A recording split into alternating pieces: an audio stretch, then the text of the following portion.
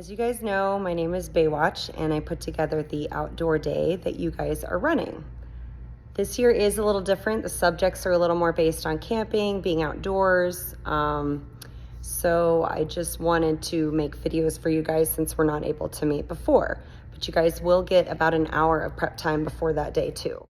So you guys are focusing on science badges, okay? It's 2 of them that they get to earn. So you're with Unit 1 and you've got 9 daisies that day. The day does start at 1 o'clock for everybody because you guys are gonna have an opening ceremony, okay? So that's why their time kind of starts at like 1:10, but I even give you more time.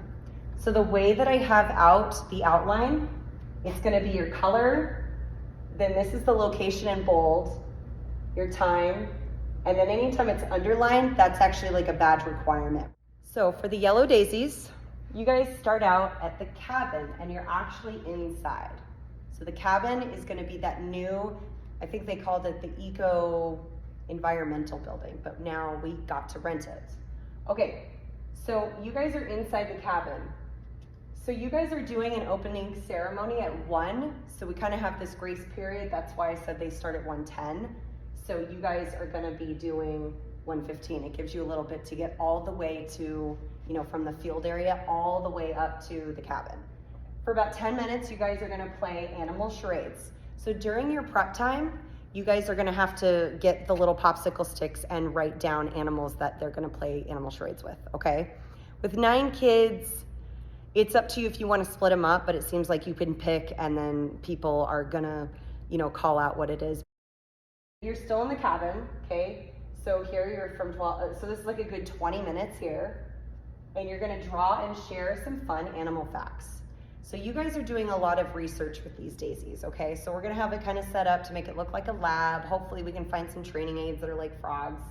It was almost easier just to pick like one animal so that they could focus on it, and we're gonna do toads because I have a lot of toads in my backyard, so maybe they do too, and they can kind of relate with this animal. So they're gonna draw a toad using the pictures in the books. You're gonna talk about amphibians, what they look like, and they're gonna go through the books. You're gonna have these books for them to look through, okay? Like books like this, okay? So then they're gonna go through, first they're gonna draw their picture, okay? Should be sweet and simple. And then they're gonna find a fact about a toad. Everybody should come up with one fact, okay? If they need some help, that's fine. You don't wanna find the fact for them, you're just gonna help them on how to find the fact in the book, okay? And these are age appropriate. They're like, very easy reading. So they should be able to go through it and kind of find stuff about him. You're gonna talk about astronomers and how they see the moon. So hopefully I can get my hand on a telescope, and so you guys can actually show them what it's for and how long they've been around. And then we're gonna use a fort as a planetarium.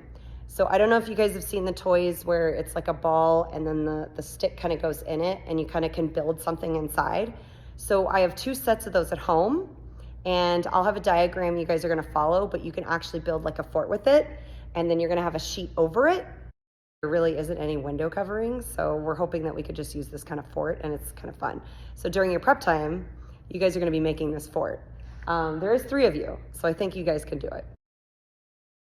But inside, you're gonna be able to project up, and then they're gonna see the surface of the moon, and you're gonna talk about, you have books and stuff. You guys are gonna talk about craters, and what's the oldest one, what do scientists know about them, all these formations, how far the moon is from us. At this point, the girls are really not that dirty, so they can definitely use hand sanitizer if the bathrooms are not available in between these other groups that are coming in and washing their hands. We kind of have it staggered times. Now, their snack is going to be different than anyone else's snack because they have to do something with a moon rice cake. So they're going to have a rice cake. It's kind of bumpy like the moon. They're going to spread some sun butter on it, and then they'll have slices of bananas and kind of put it on there. They can either put honey or some cinnamon on it, something like that. Everything will be ready because we're hoping to have a couple PAs designated just a snack to kind of help with that because there's just so many kind of coming in at different times. The goal is to make it look like the moon's surface. The cabin side yard, that's a location that's going to be probably new to you. So if you're like looking at the cabin, it's to the left or the north on the map. and there's this really nice like cleared out area that we can probably fit like 2 groups there. It's really nice. It's kind of cleared out, and that's where you're going to be doing everything. You guys are going to be doing exploring where animals live and the sounds they make. This is kind of reiterating kind of what we did last year, but you're listening, you're looking for animal tracks. 9 times out of 10 when we look for them, they're not there. So I can have definitely some handouts. Are there any animal houses? You guys know what a bird's nest looks like. There's some bat houses out there, and then the squirrel's nests are like kind of clumped up in the trees.